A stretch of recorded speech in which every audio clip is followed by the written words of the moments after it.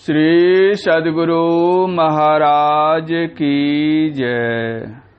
संत मत के वर्तमान आचार्य पूज्यपाद महर्षि हरिनंदन परमहंस जी महाराज का प्रवचन। सब कोई भक्ति कर सकते हैं। मंचासीन श्रद्धेय महात्मागण, धर्मानुरागी सज्जन वृंद तथा आदरणीय माताओं एवं पुण्यवती बहनों, हम लोगों के गुरु महाराज ने कहा, जितने मनुष्य तनधारी हैं प्रभु भक्ति कर सकते सभी।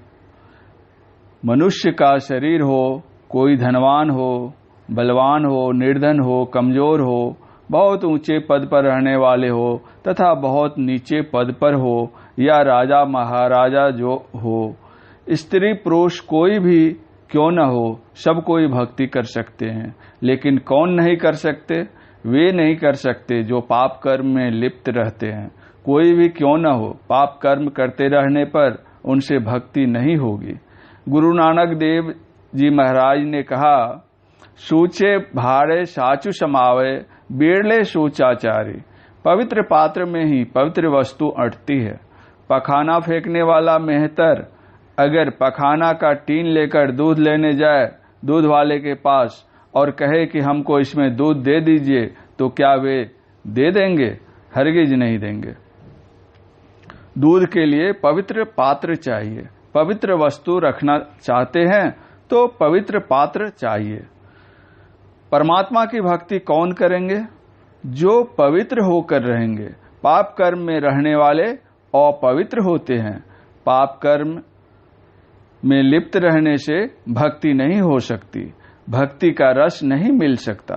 बहुत लोग कहते हैं, बहुत समय हो गया अभी तक कुछ मालूम नहीं पड़ता, जैसे कि तैसे हैं। पूर्णता तो दूर की बात है, भजन का रस भी मिले, भजन में आनंद मालूम पड़े, यह भी नहीं हो रहा है। कारण क्या है? हम लोगों के गुरु महाराज ने कहा, जो निज घट रस चाहो तो अपने को 5 पाप से हरदम खूब बचाओ। है एक झूठ नशा है दूसर, तीसर नारी पर के हो, चौथी चोरी, पंचम हिंसा, दिल से इन्हें अलगाहो। मैं ही सहज ही इनसे बचन चहो, गुरु पद टहल कमाहो। भजन का रस प्राप्त करना चाहते हैं तो पाप कर्म बिल्कुल छोड़ दो। मतलब झूठ मत बोलो, चोरी मत करो, हिंसा मत करो, व्यभिचार मत करो, मादक द्रव्य खैनी, बीड़ी, सिगरेट, शराब इत्यादि का सेवन मत करो। 5 पाप कर्मों को छोड़ दो। भले ही धन नहीं है, शरीर में बल नहीं है, विद्या नहीं है, लेकिन बहुत उत्तम आचरण वाले हैं, किसी तरह के पाप कर्म नहीं करते हैं, ऐसे व्यक्ति का समाज में बहुत सम्मान होता है। कोई व्यक्ति बहुत संपत्तिवान है, बहुत ऊंचे पद पर है, बलवान भी है, रूपवान भी है, सब कुछ है, लेकिन आचरण ठीक नहीं है। ऐसे व्यक्ति को लोग भले सामने में प्रणाम करे, लेकिन पीठ पीछे कहते हैं आदमी अच्छा नहीं है, उनका सम्मान नहीं होता। गरीब से गरीब है लेकिन आचरण अच्छा है, देखते ही लोगों का सिर झुक जाता है। आचरण वाले व्यक्ति बनो। गरीब क्यों न हो, विद्या नहीं हो, कुछ भी नहीं हो, लेकिन लोग अलग से ही कहते हैं बहुत अच्छे आदमी हैं। जो कभी झूठ नहीं बोलते, चोरी नहीं करते, हिंसा नहीं करते, व्यभिचार नहीं करते, मादक द्रव्यों का सेवन नहीं करते, पाप कर्म से बचकर रहते हैं, तो उनसे भक्ति भी होती है और समाज में वे प्रतिष्ठित भी रहते हैं। इसलिए संत महापुरुषों ने कहा, अपनी रहनी को संभाल कर रखो। संत कबीर साहब ने कहा, कहे कबीर निज रहनी संभारी, सदा आनंद रहे नर नारी। रहनी को संभाल कर रखें। व्यवहारिक ज्ञान भी चाहिए। संसार में जीने की कला हम सीखें।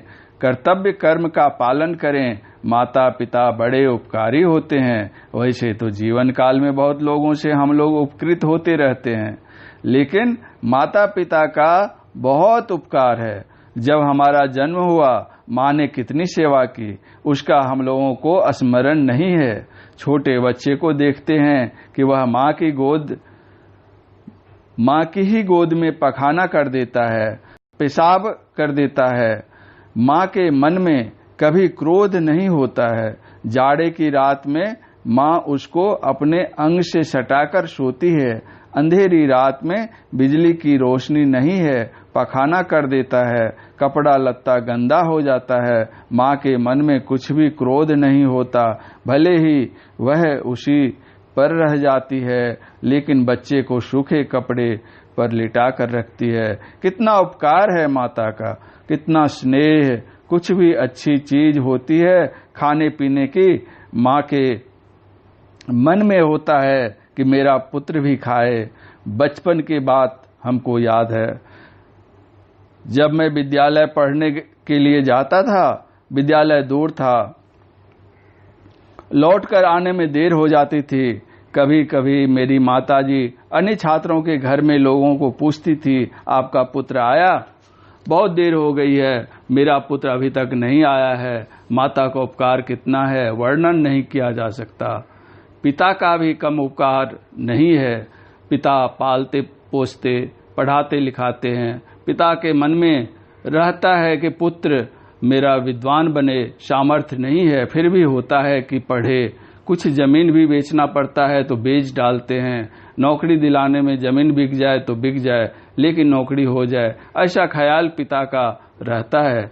अब पिता पाले पोसे, पढ़ाए लिखाए, शादी विवाह सब कुछ करवा दिए, नौकरी भी मिल गई। अब उसका कर्तव्य होता है कि माता पिता वृद्ध हो गए, उनकी सेवा में कमी नहीं होनी चाहिए। लेकिन आजकल क्या देखने में आता है, माता पिता कई पुत्रों को पाल पोस कर पढ़ा लिखा कर विद्वान बना देते हैं, सब कुछ कर देते हैं। अगर 4 पुत्र हैं, चारों पुत्रों को की नौकरी लगी हुई है, अपनी पत्नी पुत्र के साथ अलग हो जाते हैं, तो माता पिता की देखभाल कौन करे? अगर कहीं घर पर ही हैं तो चारों पुत्र उनकी संपत्ति भी बांट लेते हैं। एक जगह की बात है, हमको एक सत्संगी ले गए अपने यहाँ सत्संग कराने। बहुत धनी परिवार था। मेरे साथी ने उनसे पूछा, आपको कितने पुत्र हैं? उन्होंने कहा 4 पुत्र हैं।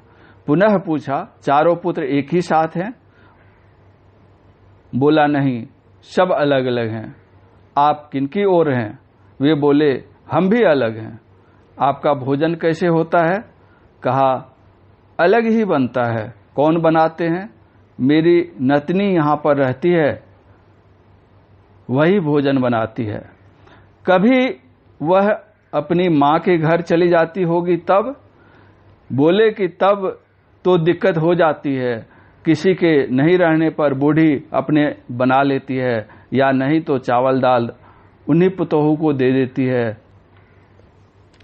वे लोग ही बनाकर दे देती हैं। चारों पुत्र उन्हीं का सब कुछ बांट भी लिए, और कभी भोजन बनाने की आवश्यकता होती है तो चावल दाल भेजना पड़ता है, तब वे लोग बनाकर देते हैं। सोचिए कैसा पुत्र है। आजकल तो अधिकतर यही हालत है। इतना ही नहीं, कम से कम वे सब सही ढंग से रहे सो भी नहीं होता।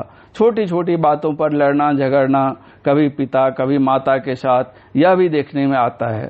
सीता माँ जब जनकपुर से चलने लगी थी, तब उनकी माताजी ने क्या उपदेश दिया था?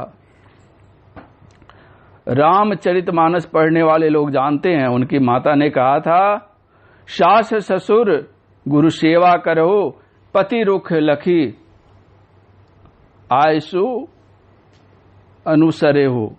सास ससुर की सेवा करना, और पति अपने मुख से नहीं भी बोले, लेकिन वे क्या चाहते हैं उनके रुख को देखकर अनुसरण करना। सबको यह शिक्षा धारण करने की आवश्यकता है। हम लोगों के सामने नमूना है। भगवान श्री राम ने अपने पिता की आज्ञा का पालन करने के लिए 14 वर्षों तक जंगल में रहे। वह कैसा पुत्र था। हम लोगों को भी उनके आदर्श को अपनाना चाहिए। भाई भाई में कैसा प्रेम होना चाहिए, यह भगवान श्री राम ने हम लोगों को दिखला दिए। भगवान श्री राम बचपन से ही अपने भाई के प्रति कितना स्नेह था। आजकल देखते हैं बच्चा जैसे खेलता है, भगवान श्री राम भी अपने भाइयों के साथ खेलते थे।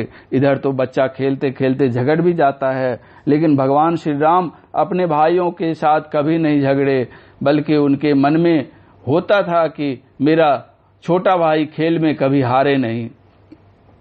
जानबूझकर अपने तो हार जाते और अपने छोटे भाइयों को जिता देते थे। खेलने के बाद जब माताजी के पास पहुंचते थे, माता बहुत स्नेह के साथ कहती थी, बेटा मिठाई खा लो। तो भगवान श्री राम अपने छोटे भाइयों को बुलाकर कहते थे, भाई खाओ, बहुत मीठा है, अपने हाथ से खिलाने लगते थे। कितना प्रेम था, कितना स्नेह था अपने भाइयों पर। यही कारण है भगवान श्री राम जब जंगल जाने लगे तो लक्ष्मण जी भी साथ गए। लक्ष्मण जी जंगल क्यों गए? उनकी भी माता ने सिर्फ भगवान श्री राम को जंगल जाने की मांग की थी, लक्ष्मण जी के लिए तो मांग नहीं की थी। लक्ष्मण जी को भगवान श्री राम के चरणों में इतनी भक्ति भावना थी कि अपनी पत्नी का मोह, माता का मोह, राज सुख का लोभ, सबका परित्याग करके वे भी श्री राम के साथ 14 वर्षों के लिए जंगल चले गए। इतना प्रेम भाई के प्रति। भरत जी के लिए उनकी माता ने राज्य की मांग की थी और भगवान श्री राम के लिए 14 वर्षों के लिए जंगल की। भगवान श्री राम जंगल चले गए। इसी वियोग में उनके पिताजी ने शरीर त्याग दिया। भरत जी ने पिताजी का दाह संस्कार किया, श्राद्ध कर्म किया। अब भरत जी चाहते तो राज सिंहासन पर बैठ सकते थे। क्या भरत जी राज सिंहासन पर बैठे? वे नहीं बैठे, बल्कि वे चले गए भगवान श्री राम को मनाने के लिए।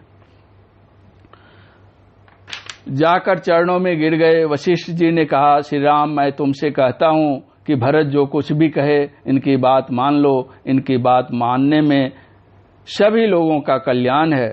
भगवान श्री राम ने भरत जी से कहा, भाई भरत, तुम जो कहना चाहो संकोच छोड़कर कहो। तुम जो कहोगे मैं वही करूंगा। अगर भरत जी उस समय कहते कि आप अयोध्या नगरी वापस चलें, तो भगवान श्री राम हरगिज अस्वीकार नहीं करते। भरत जी ने कहा, हे प्रभु, कहा तो उसको जाता है जो नहीं जानते हैं। आप तो सबके हृदय की बात जानते हैं, सबके मन की बात जानते हैं। आपसे कोई बात छिपी हुई नहीं है। मैं तो आपका छोटा भाई हूं, आपका सेवक हूं। सेवक का धर्म नहीं होता है कि स्वामी को आदेश करे। जब आप सब कुछ जानते ही हैं, जिसमें सभी लोगों का कल्याण हो, वैसा आप करें। तब भगवान श्री राम ने कहा, भाई भरत, तुम्हारा स्नेह हमसे छिपा हुआ नहीं है, लेकिन मैं क्या करूं। जिस पिताजी ने अपनी बात की रक्षा के लिए अपना शरीर त्याग दिए, हम लोग उन्हीं की संतान हैं। इसीलिए मैं चाहता हूं कि 14 वर्ष बीतने में देर नहीं लगेगी। 14 वर्षों का तक जंगल में रहकर उनके आज्ञा का पालन करूं। तब तक तुम भी पिताजी के आज्ञा का पालन करो, क्योंकि पिताजी ने तुम्हें राज्य दिया है। राज सुख भोगो, राज्य करो। भरत जी ने कहा, प्रभु, राजा तो आप हैं, मैं तो आपका सेवक हूं, आपका छोटा भाई हूं। आपके आदेश का उल्लंघन तो मैं नहीं कर सकता। आप अगर रहना चाहते हैं तो रहें, और हमको कहते हैं संभाल करने के लिए, तो नौकर की तरह मैं संभाल करूंगा, राजा बनकर नहीं। जैसे किसी व्यक्ति का नौकर मालिक के आदेशानुसार सब काम करता है, उसी तरह आपके आदेश का पालन कर मैं राज्य का सब काम करूंगा, लेकिन राज सिंहासन पर कभी नहीं बैठूंगा। राज सिंहासन पर रखने के लिए आप अपना खराऊं देने की कृपा करें, उसी को रखकर मैं सब काम करूंगा। देखिए कैसा है भाई का प्रेम। रामचरितमानस पढ़कर देखिए, कहीं यह है कि चारों भाई भगवान श्री राम जब सयाने हुए, सबका विवाह हुआ, बाद में चलकर कि सब के सब अलग अलग हो गए। कैसा आदर्श, सब दिन एक साथ रहे। पांडव लोगों की कहानी कहते हैं, एक माँ से 5 पांडव नहीं थे। लेकिन कितना प्रेम था, कभी अलग नहीं हुए। ये सब हम लोगों के सामने नमूना है। अभी देखिए, थोड़ी सी जमीन के लिए, थोड़ा सा धन के लिए भाई भाई में लड़ते हैं, मारपीट, उठापटक, मुकदमाबाजी करते हैं। संत मत सिखलाता है मेल से रहो, प्रेम से रहो, अपने कर्तव्य को समझो, माता पिता की आज्ञा का पालन हो, सास ससुर की सेवा हो, पड़ोसी लोगों के साथ भी सब कोई मिलजुल कर रहें, प्रेम से रहें, गांव घर के लोगों के साथ प्रेम से रहें। जहां तक बन सके अपने द्वारा, अपने तन से, मन से, धन से दूसरों को सुख पहुंचाने का प्रयत्न करें। सब दिन तो यह शरीर रहेगा नहीं, लेकिन हम अपने द्वारा लोगों को सुख पहुंचाएंगे, धन से अभावग्रस्त लोगों की मदद करेंगे, यह उपकार होगा। हम देखते हैं कि किसी व्यक्ति को तो बहुत ही संपत्ति है, किसी व्यक्ति को धन का अभाव है, पुत्री विवाह करने योग्य है, लेकिन धन नहीं है, तो विवाह नहीं हो रहा है। अगर चाहे तो उनको धन दे सकते हैं, लेकिन दिया नहीं जाता, शरीर छूट जाता है, धन यहीं रह जाता है। संत कबीर साहब ने कहा, मन तू क्यों भूला रे भाई, तेरी सूध बूध कहाँ हिराई। जैसे पंछी रैन बसेरा, बसे वृक्ष पर आई। भोर भई तब अब आपको जहां तहां उड़ जाई। संत कबीर साहब कहते हैं, जैसे गाछ पर सायंकाल बहुत सी चिड़ियां आ जाती हैं, रात भर रहती हैं, भोर में जहां तहां उड़ जाती हैं, उसी तरह हम लोग एक परिवार में आए हैं। पहले जीवन में कहाँ थे, कोई ठिकाना नहीं। शरीर छूटने पर हम कहाँ जाएंगे, कोई ठिकाना नहीं। थोड़े समय एक साथ हुए हैं, इसीलिए हम लोग संतों के ज्ञान को अच्छी तरह सुने, समझें और जीवन में उतारें, जिससे हम लोगों का इहलोक और परलोक दोनों उत्तम बनेगा। संत मत के वर्तमान आचार्य पूज्यपाद महर्षि हरिनंदन परमहंस जी महाराज का यह प्रवचन दिनांक 18/3/2008 ईस्वी को भागलपुर के अबजूगंज में विशेषाधिवेशन के अवसर पर प्रातःकालीन सत्संग में हुआ था। श्री सद्गुरु महाराज की जय।